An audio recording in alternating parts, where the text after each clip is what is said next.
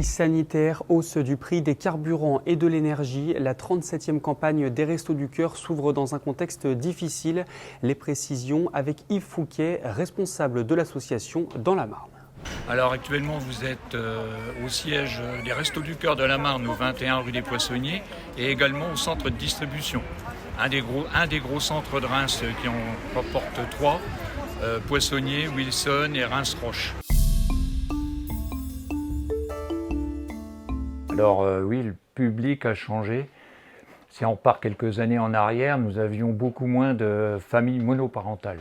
Maintenant, ce qui se passe à l'heure actuelle, c'est qu'on a beaucoup de familles monoparentales, un peu plus de 40%. Du fait que beaucoup de gens se sont séparés, il y a les différentes crises, des mères de famille qui se retrouvent seules avec les enfants ou inversement le père de famille. Et on voit que c'est important dans notre société ce changement.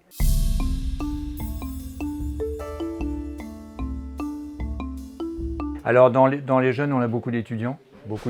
C'est pour ça qu'il y a une distribution le samedi matin exceptionnelle pour eux. Donc avec des étudiants qui viennent nous aider et en même temps qui viennent chercher aussi bien sûr leur dotation. Il faut savoir que l'année dernière, on a servi un peu plus de 150 étudiants tous les samedis matins. Alors que les autres années, on en avait à peu près 60.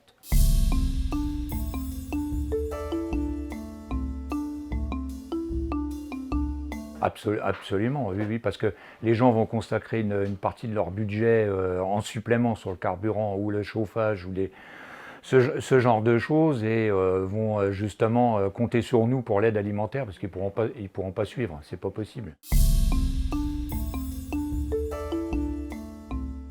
Cette année, donc, les cours de français vont reprendre, dès ce vendredi d'ailleurs, les cours de français, et on va essayer de remettre en place un petit peu des cours d'informatique aussi. Le coin bibliothèque qui est remis à disposition au moment de la distribution, le coiffeur aussi qui va revenir. Vous voyez, on va essayer de remettre un petit peu toutes ces choses-là en route qu'on avait malheureusement un peu abandonnées à cause de la crise sanitaire. Effectivement, nous sommes toujours en recherche de bénévoles. Il faut savoir que cette année, à l'entrepôt, nous avons augmenté notre parc de véhicules, 6 véhicules supplémentaires, dont un neuf pour les surgelés.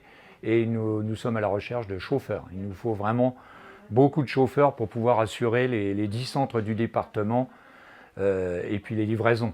Alors, il faut savoir que les personnes qui se présentent ne sont pas obligées d'être là en permanence. Il suffit d'avoir 2-3 heures de libre, 3-4 heures.